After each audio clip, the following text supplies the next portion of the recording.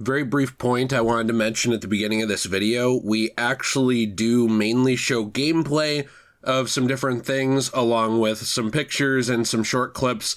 Stuff to, kind of set the mood and talk about this without actually getting this video copyright claimed on YouTube, etc. because this video is based on a movie that's still in theaters. So I don't really have a DVD, Blu-ray, or, full release of this film that I can get little clips from, even though it would be transformative. But we're going to be talking about Joker 2 here. Let me know what you think. Let's hop into it. It's October, Halloween month, at least in America. And I like this month a lot. I think it's fun. I like to look at scary movies. I like to look at creepy games, stuff like that. I'm actually working on a review right now of Alien 1. And I am doing some horror Let's Plays over on our Let's Play channel. That's going to be in the description. Now, the reason I bring up horror is because I don't think there could be anything more horrifying than having to sit through Joker 2, Folie À Deux. This movie, and I know that's not how you say it. Basically, did you ever look at what the meaning of the name is, Nate? No. You're here with me today? No, I never did. I'm probably saying Folie À Deux or Folie À Deux or whatever wrong here. But it's basically the idea of shared delusion. Kind of like the delusion that we see between this version of Harley Quinn and Joker in the trailers. Now, we're going to get into spoilers here, but I do want to say a very, very brief spoiler-free section. I never do trigger warnings. I just think that, life in general is really frustrating, and you will come across a lot of things that either offend you or bother you or whatever. But I do think that there are some cases where they're applicable. Like, for example, if you're going to be on Twitter and someone's going to flash gore of a crime scene or of, a war zone, which I've seen activists do, that's something where it's I'd write, hey, you might not want to look at this, right? Mm-hmm. I wouldn't write it before Peter Pan, like Disney has, but I would actually say that before this movie, Joker 2, if you're sensitive to, brutality in terms of sexual brutality and things like that, this isn't really something I would recommend seeing. Even if you were okay with the first movie, and you were like, oh, it's just blood and gore, there's some very dark stuff in this movie. We're going to talk about that in the spoilers. It's not just one scene that ruins this movie, but I genuinely think this movie is just bad. I think that there are things that are good about it, like camera work, the lighting, and stuff like that, but I just think it's bad. So I guess my question of the day is, what do you think of this movie? If you've watched it or whatever, or what? Here's another one. What's the worst sequel you've ever seen? This is up there for me. Nate, what do you... Empire Strikes Back. Empire Strikes Back. That's for me. What do you think, though, Nate, about this, in terms of spoiler-free first? Because I do think there's stuff that's good about the film. You can tell it got a budget. You can tell there was art direction, things like that. But there's a lot of things in this movie that just make it really unsatisfying to me. Yeah, I mean, a good word to describe this movie is just kind of disturbing. Mm-hmm. It just seemed like a lot of it was... It seemed like whoever the director was... Todd Phillips. Yeah. It seemed like he had a weird hard-on for... Let's make this movie overly depressing, overly unsatisfying, and basically just kind of ruin the first movie. Yeah, what's weird is the first movie is depressing, but I feel like the first movie looks like an episode of Sesame Street compared to this. Yeah, and the thing is, though, the first movie was depressing, but the first movie was depressing, but it made sense. Mm-hmm. It's about a guy who's kind of mentally ill. I'm not going to run through the movie, but it's about a guy who's mentally ill. Society keeps beating him down. He keeps running into all these dicks, and eventually he kind of gets to the point where he's just had enough. Mm-hmm. That's it. And he mentally just snaps. Exactly. That's the first movie. The second movie is basically yeah, here's this guy who's already had enough, and now what if instead of society just being a dick to him, what if we abuse this guy? Over and over and over. All right. Yeah. And you're kind of oh, okay. All right. Well, in that way, I do want to get into spoilers. Yeah. Because I think that sums it up well. If you are... I don't know. I feel like if you're sensitive to any of this stuff, it's going to bother you. Right. I'm not usually, but the movie still really bothered me. Mm-hmm. Now, I think that someone could read into that and they could just say, well, you don't like sad movies. There's plenty of sad movies I think we've enjoyed. Mm-hmm. My favorite movie ever is probably the original Blade Runner. I talk about this all the time. That's a very depressing movie. Like, there's a lot of sad elements to it. There's silver linings, but it's sad. Just rewatched Alien. Really like that movie. It's not a happy movie. You know, the first Joker, I wouldn't watch it for shits and giggles all the time. Like, oh boy, time for my bubble bath and Joker viewing here. Right. It's sad, but it makes sense and it's done well. And I think that that's where this movie falls apart, is it feels like, to me, I genuinely get the idea that Todd Phillips saw the people who wrongly connected with Joker 1, not in terms of just understanding Arthur Fleck, like you said, but in terms of, like, idolizing him. And he almost directed this movie at both the crowd in universe that idolized the concept of Joker, and also the crowd in the real world that idolized the concept of Joker. Would you say that that's kind of fair? Yeah, I think so. Like, to me, it feels like it's supposed to be a middle finger to them. Like, let's strip all dignity from this character. Let's strip anything that you did connect with from this character, and let's just make his life an actual living hell in follow-up to the original. Well, and narratively speaking, too, in my personal opinion, that doesn't really make a lot of sense for a sequel. You know, I think in the first movie, it kind of made sense for him just to be beaten down and whatnot, and eventually gets to the point where he snaps. That makes sense. But then you go to a second movie, and now he's already at the point where he is Joker. So it's like, why do we need to have this, like, abuse going on still? Like, not saying he can't ever experience abuse or anything like that, but usually, narratively speaking, it's like he's already there. Well, you know what's so it's weird? Like now he's just being the Joker. They kind of retconned that. Did you notice that? That they kind of had him throw out the Joker personality and say, like, well, actually, and here's something they get into is the idea of, like, he's kind of floating the idea of multiple personalities as his defense. Yeah. Which we knew it wasn't. But the idea was supposed to be in the original, like, a tragedy. It's almost Shakespearean as a tragedy. And I said this on Twitter, too, that I feel like the first movie was supposed to be a cautionary tale of, like, how the world beats people down and how people can embrace evil out of that and, like, just give up. And they don't die, like, they don't leave the planet. Right.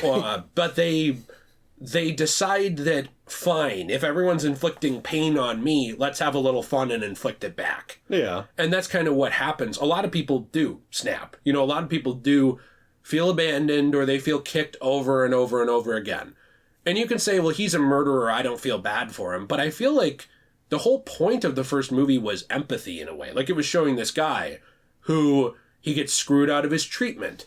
He gets beaten up twice, like, without provocation. He defends himself, and then because he has this mental illness, like, once he finally gets a taste for blood when he defends himself, he doesn't stop.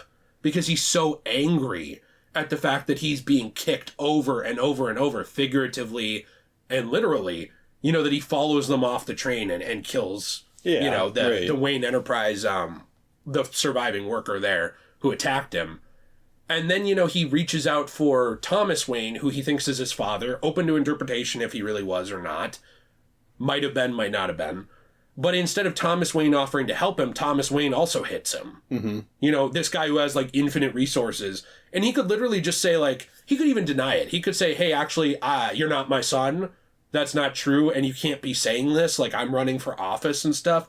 This isn't true, but I will help you get mental health help. He could easily do that. This guy's made of money. Yeah. But the first movie is a world without empathy and how it creates monsters. It's a cautionary tale. Now, I agree, you're not supposed to idolize Joker in the moment, like with Murray, or in the moment with anyone, but it is narratively satisfying to see people in a world without empathy get cut down by the person they've been basically killing. Yeah. And so he turns and says, fine, I'll kill you. That's narratively satisfying in the narrative.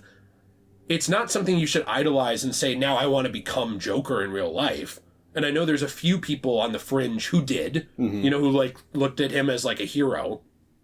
It's just supposed to be a Shakespearean tragedy. The same way that when Caesar is stabbed in Julius Caesar, you know, in Shakespeare, it's a narratively satisfying event because then it builds towards more narrative with Brutus and all these people. It's not something that you should be like, oh boy, now I'm getting off to Caesar getting stabbed. Well, yeah, right. I think most people weren't like that, though. Right, but I think Todd Phillips thought they were. Yeah. Like, I think there were a few people on the fringe that were like that were like, Joker is this symbol for the downtrodden masses, and I have been forgotten by society and pushed aside. This is my hero. And it almost seemed like Todd Phillips, I know I'm getting into conspiracy theory territory, but he's made comments about the first movie and how he thinks people misunderstood it and didn't get it and didn't get what he was going for. And I'd argue, no, most people did. It's just you focused in on the people who didn't. Yeah. And it almost seems like made Joker 2 to give them the finger.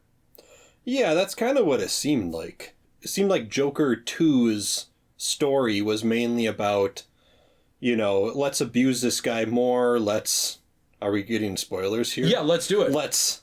Let's rape him. Yeah, literally. Let's gang rape him. Let's literally rape him. Which I've seen people say, oh, how do you know that's what happened? These guards drag him into the shower. Yeah. He makes a comment of, aren't you going to buy me my drink first? Then they decide to make an example out of him by raping him, which, what an example. Also, because none of the other inmates know you did it, so you're just a bunch of fucking idiots. Right. Which, to me, it's this is also weird.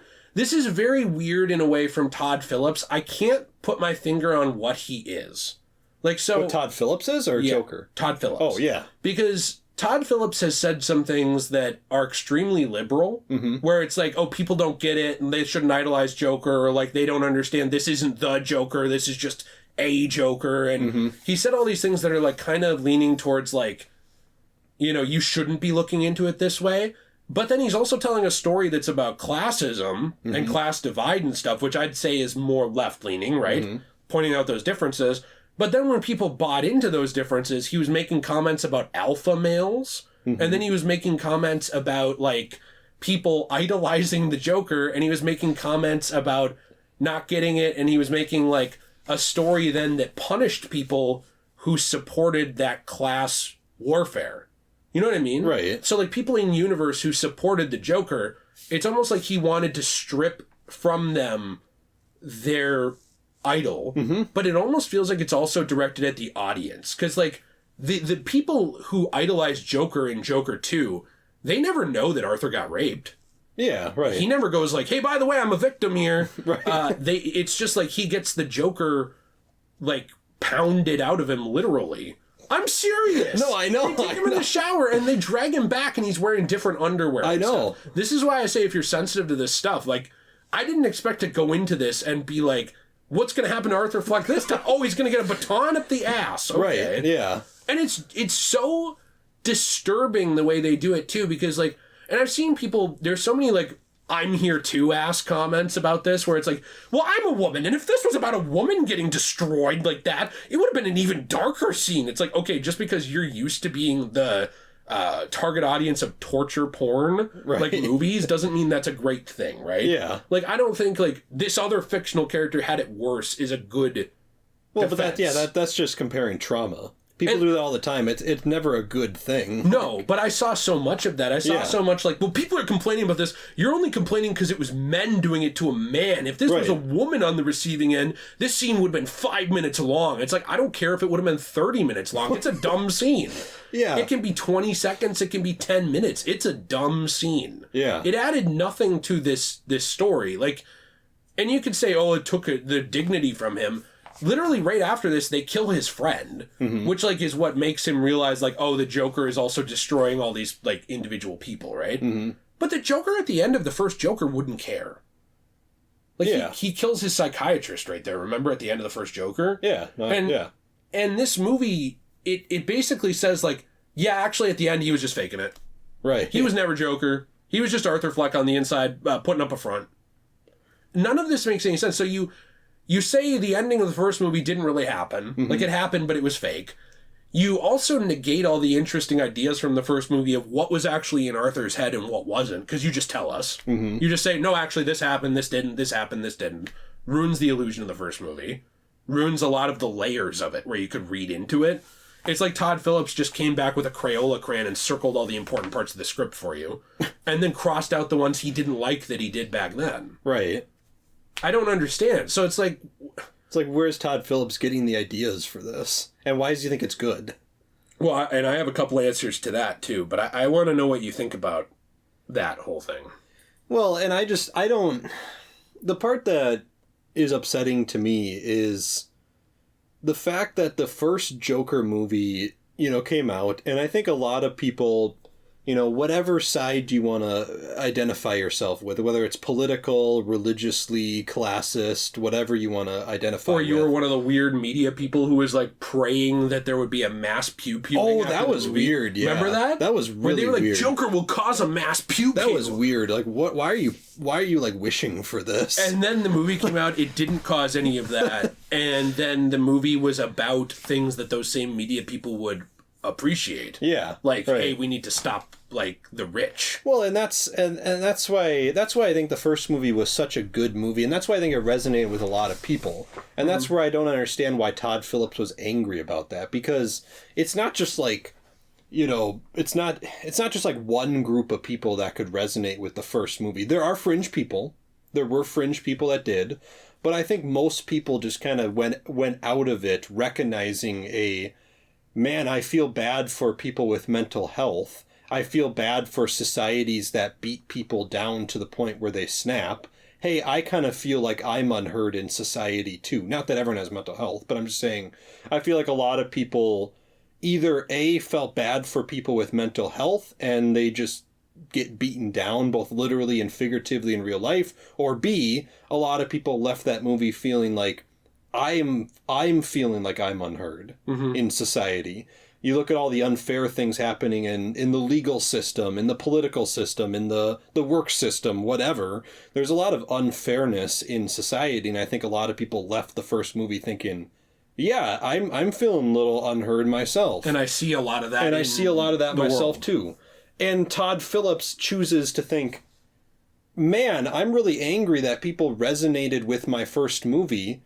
Let's take that idea in the second movie and let's make you just plain feel disgusted and feel bad for this character. And now you're going to visually watch your character get that, all the things that the first movie told you beaten out of him and, raped out of him, literally. Yeah, literally. And now we're just going to get to the point where now he's just beaten down so much that he just quits being the Joker, basically essentially leaving the whole first movie behind.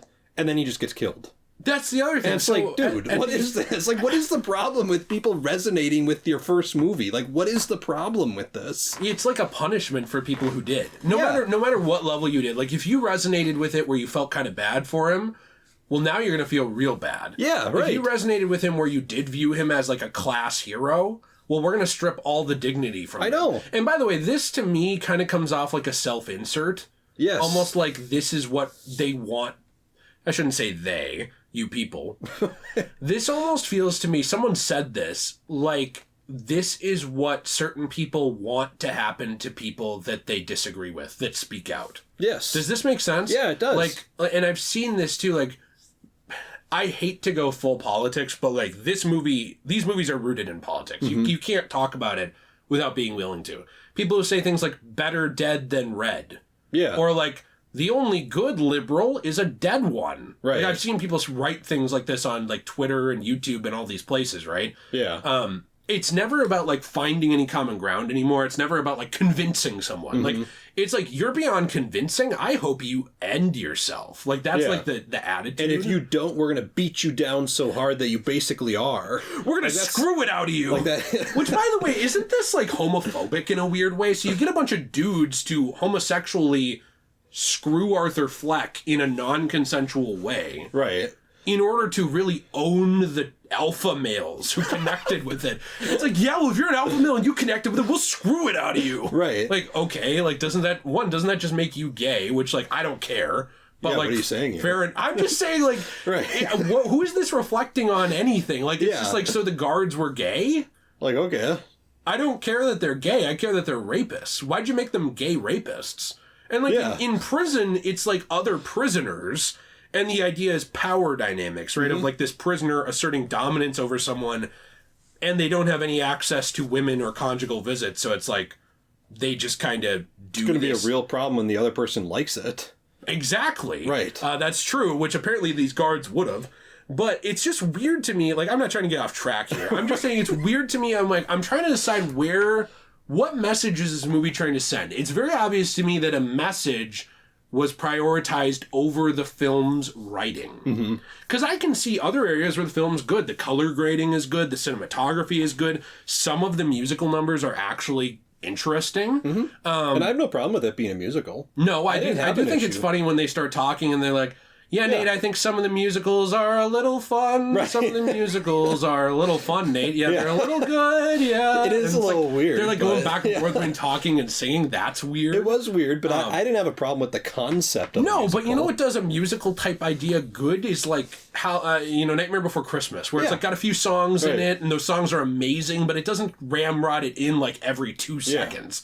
It's not like, and now I'm walking out the door. Hey, look, I'm here. I'm stepping on the floor. Right. It's like, what are the musical things about this? I feel like Todd Phillips was like writing down on napkins, which, by the way, I saw a rumor, this could be wrong, that they were revising parts of this script. People were saying that in an original script, Arthur also got castrated. Okay. I don't know if that's true, but that really sounds like something that's like a political insert of like, we want to do this to people we disagree with. Seriously. But also, like, it seems to me like Todd Phillips was writing on napkins, like he was taking a shit in his trailer and he was like wiping his shit on his napkin and then scribbling in his feces like a little animal. And he was like, let's see, what rhymes with this? It's like, my name is Joker. I want to choke her. They push me in the shower. They're using their penis power. Oh no, it lasted almost an hour. And I'm like, what are you doing, bro? Like this to me. I can't believe we got a rape musical number before GTA 6. Like, oh my god.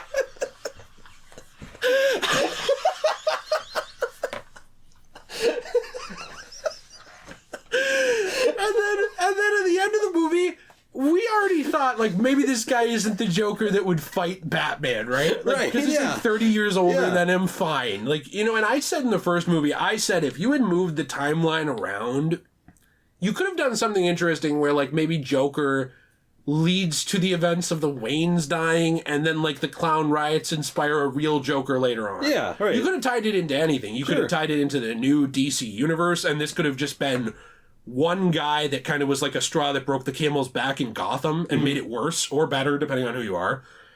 You could also, the straw that broke the camel's back happened in the shower, apparently. Holy cow.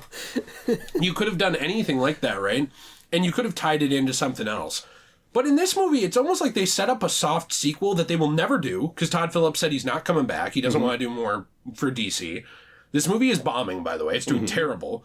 It's bombing worse than the Joker courthouse scene where the bomb goes off outside.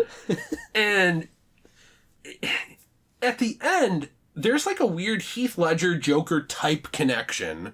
It's not the Heath Ledger Joker because the timeline doesn't match up at all, but of the guy who randomly stops him in the hallway, tells him basically the same joke that he told Murray, and then stabs him to death, and then carves a smile into his face. And everything here to me, it reads like when I see those creepypasta memes on, like, TikTok, where it's like, and his name was Scary Damien. And, like, it reads to me like a really, really depressed, edgy teenager wrote this movie. Yeah. Whereas to me, it felt like somebody who had struggled with mental health problems and maybe depression and maybe even some violent urges or had known someone who had wrote the first. Like, it didn't feel like it was encouraging anything. Like, I felt like in the end, when when Arthur embraces the Joker and he draws the smile on his face with blood, right? And the crowd is cheering for him.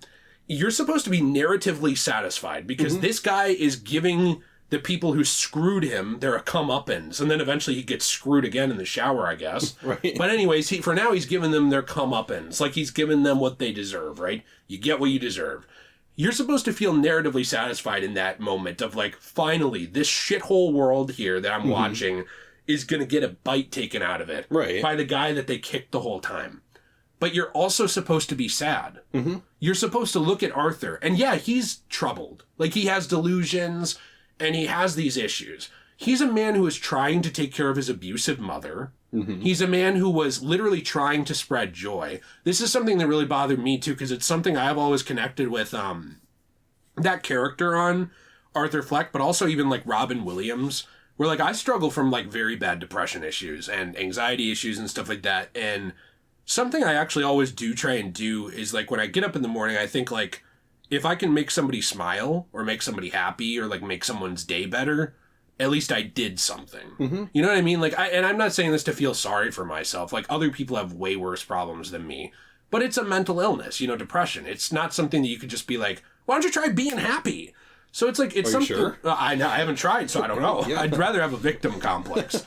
But it's something where you look at Arthur Fleck and you're supposed to feel sad in the end. Because it's narratively satisfying, but it's also horribly a tragedy that this person who tried to be a good person...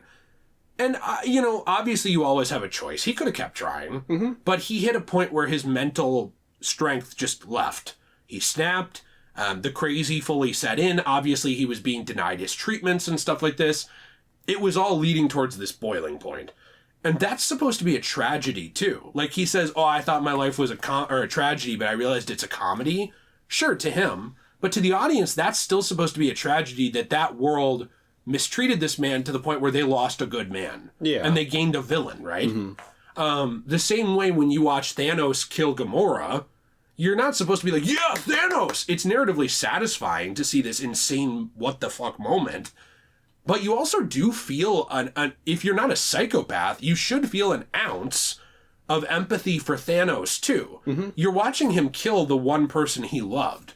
And you're saying, wow, that's horrible, what a monster. Yes, what a monster. But he also believes that this is the only way, right? The same way Joker believed, well, this is the only way to be seen. This is the only way for Arthur Fleck to ever be seen, is for Arthur Fleck to die, and for the Joker to be born.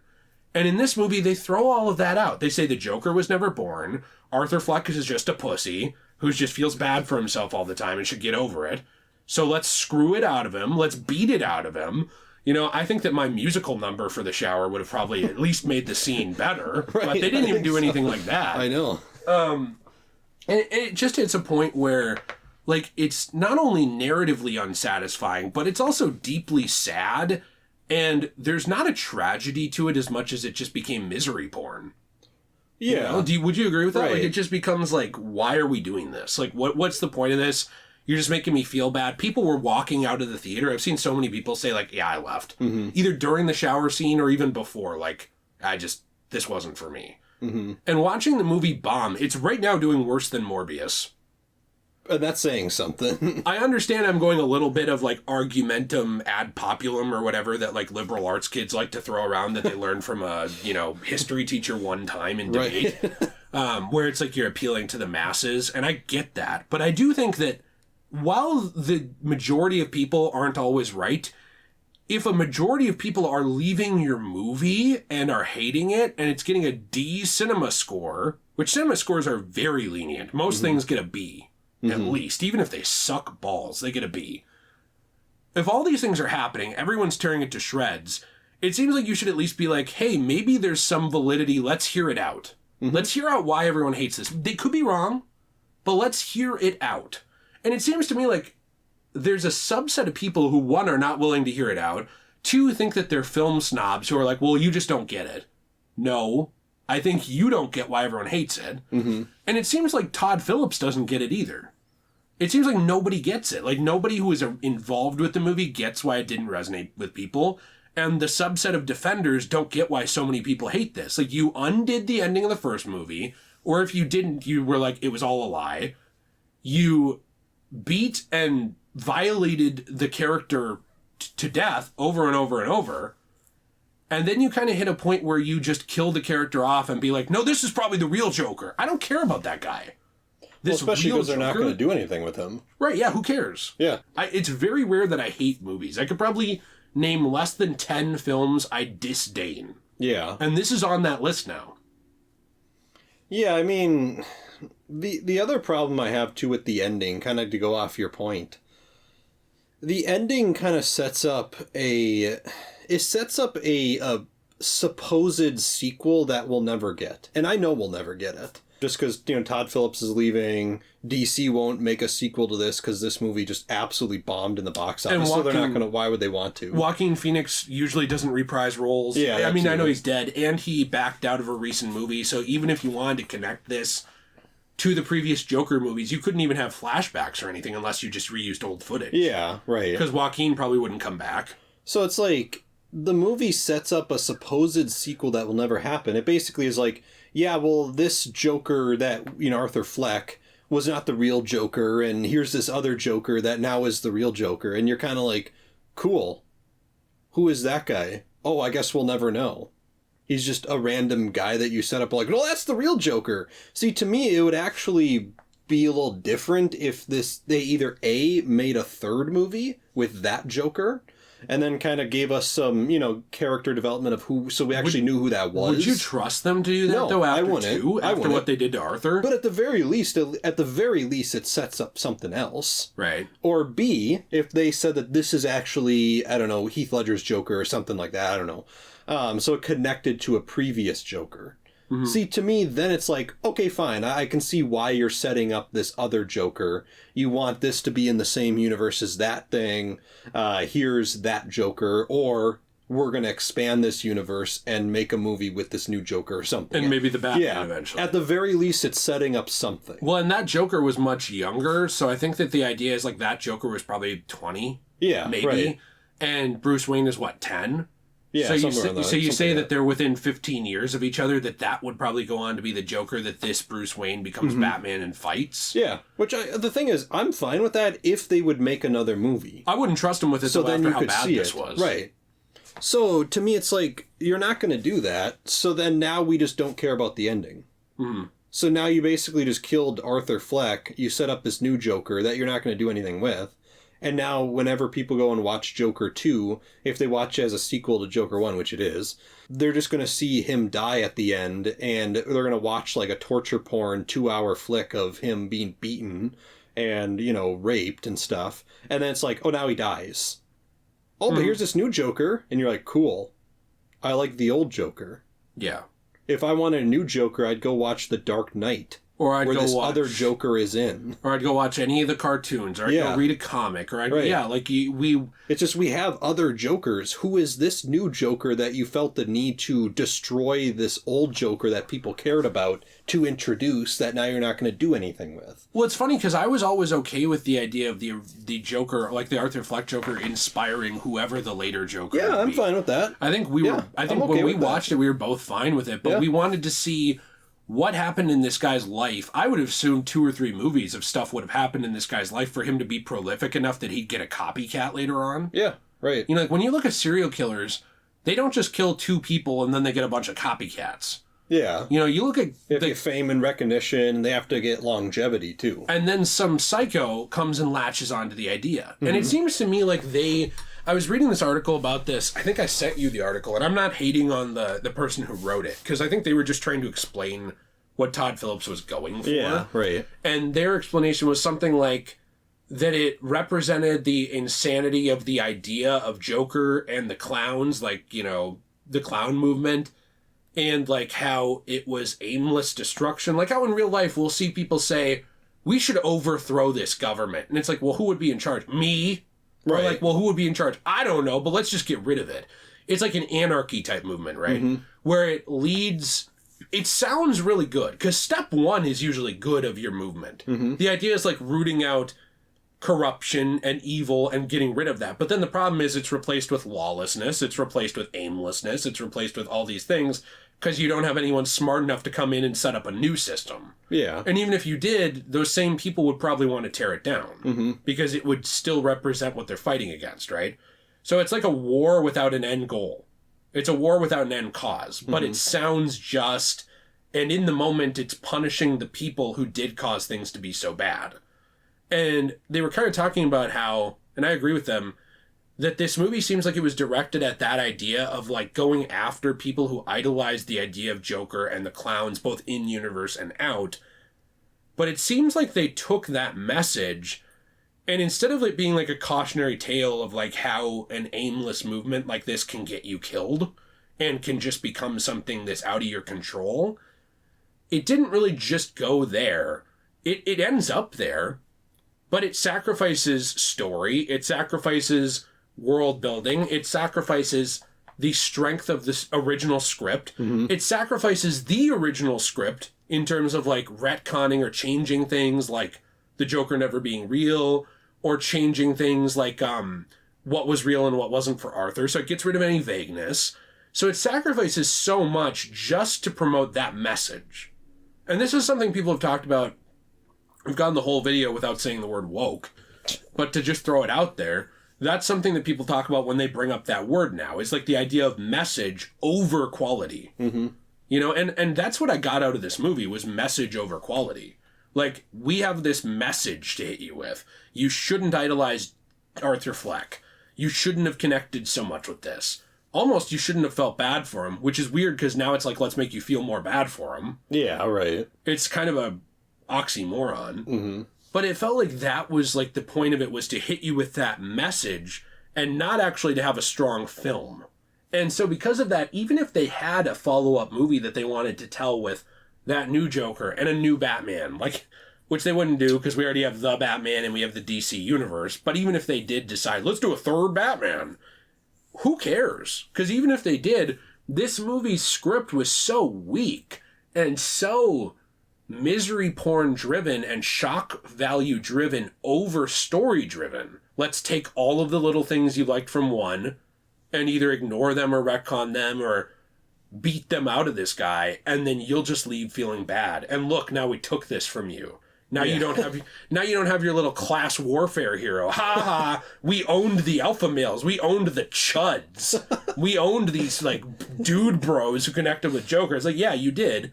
You owned them by ruining the character and losing $100 million or whatever. Yeah, got him. Whoa. Got him. Got him. So it's like you damaged the art of the original in a lot of ways. Like, I don't even ever want to watch this movie again. Mm-hmm. If I ever watch the Joker movie, maybe this is headcanon or delusion. I don't care. I'm just going to pretend this movie doesn't exist. It's bad. Mm-hmm. It sucks. You know, like, Yeah, this is going to be my new canon. I'll just watch Joker 1. Yeah. Like, wow, that was a great movie. Okay. Yeah, like, I'm going to watch Joker 1, and I'm going to assume that later on, this is not the real Joker, obviously, like the comic booky Joker that Batman would fight against. Mm-hmm. And that in the future, if, you know, this Bruce Wayne became Batman, he'd probably be fighting someone who was inspired by this political movement of anarchy from the late 80s or whatever. That's what I would assume, watching it. Or the 70s. I don't remember which it is. Doesn't even matter. But I don't know. I know this went a little long. I hate this movie. It made me so upset. Like, I was genuinely angry all night after this. Yeah, no, me too. It just... I don't know if I was angry, but I was kind of just upset. Mm-hmm. Like, I don't know. There's just so many avenues of this. It was disappointing. It was upsetting. It was... You kind of just feel bad for him, not in the way of the first movie, because the first movie you feel bad for him, but then you're satisfied at the end. This one you just felt bad for him, and then you're unsatisfied at the end. But then it also just makes you upset because, one, you're upset kind of what happened to him, but two, you're just upset with how bad the movie is. Yeah, it's like everything. It's like the first movie, I left the movie being like, wow, that was really good. I love that movie. That was a great interpretation of Joker. Joaquin Phoenix killed it. That was awesome. And you were still sad, but you thought it was a good movie. Right. This one, it was just like, I'm upset, and that was horrible. Yeah. So it's just, I don't know. I'm not into it. You know what one comment is that summed it up for me that I saw online? I don't know who said it, but they said, artists' whole goal is to make you feel something from their art, to make you connect with it, to make it resonate with you in some way. Mm-hmm. But then when the first movie resonated with people, it was like, no, it shouldn't resonate with you like that. No, we got to ruin it now. Right. Like, so the whole goal is usually to make you feel something, but then it's like, you're feeling the wrong thing. Now we got to take it. Yeah. And right. this kind of seems like something that keeps happening with media. Mm-hmm. Have you noticed that? I have. How it's like, oh, you're feeling the wrong thing we don't want you to feel. Let's change that. Yeah. Okay. Why does it bother you what I'm feeling from watching this movie? Yeah. Well, that's what art always has been, is it's open for interpretation, whatever. I mean, yeah, there's messages and stuff with media and stuff like that the artist can go for, but, you know, a lot of good stories have a lot of different narratives to them, and it shouldn't bother the artist that people are getting into them. No. Like, that I don't should know. be your goal. Yeah. People should be into your thing. And you should be proud of that. Yeah. Like, if you made a movie that resonated with people in this many ways, where people can leave Joker and think Arthur was a sick villain, or they can leave it and think, wow, what a downtrodden guy, you know, or they can leave it and think the tragedy, like the narratively satisfying but morally unsatisfying to watch the world lose a good person. Like, and you have these debates on it, that should be something you're proud of. Yeah. That shouldn't be something that you come back in a sequel and tarnish. Why would you want to do that? And I know it's like a little conspiracy theory, but like with all the things Todd Phillips has said, and with all of the things that this movie does, it really does feel to me like that's intentional. Oh, yeah. It doesn't. I would agree. I don't feel like it's a mistake. Like, No. I don't think he thought the movie was bad, though. Like, I think he thought he made a good movie that did his message, but I think that he sacrificed that quality to push that message. Right. And was willing to land at whatever quality it was as long as that message got out there. Yeah. Well, that's how a lot of writers are nowadays. It's message over quality. And if they get their message across, they think that that is what is good. Yep, I changed the world. I did it. I'm a hero. Yep. Oh, I lost $100 million. Well, I'm still a hero. Yeah. And then they're too arrogant to ever acknowledge that maybe they messed up. You know, because it's never their fault. You look at some of these, like, horrible writers with Star Wars or something, and if someone's like, hey, this was garbage, they're like, well, you just didn't understand. Yeah, you, the fan, As you're if, the problem. like, yeah, as if, like, their message is the most important thing. But then when people look at it and go, this was a horrible show, they're like, well, maybe you just didn't get the message. It's like, no, we got the message. It was bad. Yeah, the Like, message. I'm sorry. Like, The message is loud and clear, and maybe I agree with it and maybe I don't. Yeah. But the show is still bad. yeah, so it's like, that's kind of what it is with Joker, too, is it seems like he got his message across. We got it. Yeah, loud and clear. We understand. The movie's bad. I wonder if it was worth losing millions of dollars, though. I mean, I know it won't affect Todd Phillips. I mean, they don't care because they don't... it's the studio's money. Exactly. So they don't care. And to them, it's like, I got the message across. Oh, and look at me. I made my money. Yeah, I'm good. I made good movie. Yeah. That's their mindset. It makes no sense to me. This might be a bit of hubris, but I think you and I could have written a better Joker sequel than this. Yeah, I agree. And I just have a college writing degree, and you don't. You just have a history degree. I agree. And I think we could have at least written a better outline. Yeah, I think for so. a film than this was. Right. I don't know, but I do think that my shower song kind of proved that. I think so too. So anyways, Nate, you got anything else? Not really. What was the message of our video? We got to get it over the quality. Message of the video is... Drink plenty of water. Drink plenty of water. We definitely said that a lot. If you resonate with certain characters, that's bad. Only if you resonate with them in the way I don't want you. Exactly. That's my message. Yeah. It reminds me of, just in closing, the Black Klansman. In the final, 5 minutes, it becomes like an autobiography type thing about Donald Trump. Yeah, I know. I don't know if you remember that, but it's like a fully good movie all the way through. Right. I like the movie a lot. And then the final 5 minutes, it's like, by the way, did you know we were talking about the Dawn? And it's like, okay. Right. Thanks. Thanks for, you sabotage the whole ending pace of your film for your message. Yeah, right. You could have even left and some people would have drawn their own comparisons. But you had to spoon feed them. You had to. You had to be like, but Trump's bad!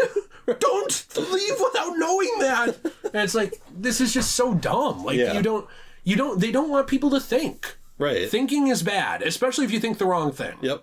I don't know. Let us know what you think in the comments down below. I'm interested. This was a lot longer than I thought it would be because I hate this film to death. I'm really angry about it. It's very upsetting to me. And it's done in closing, I do want to say, it's done in such poor taste.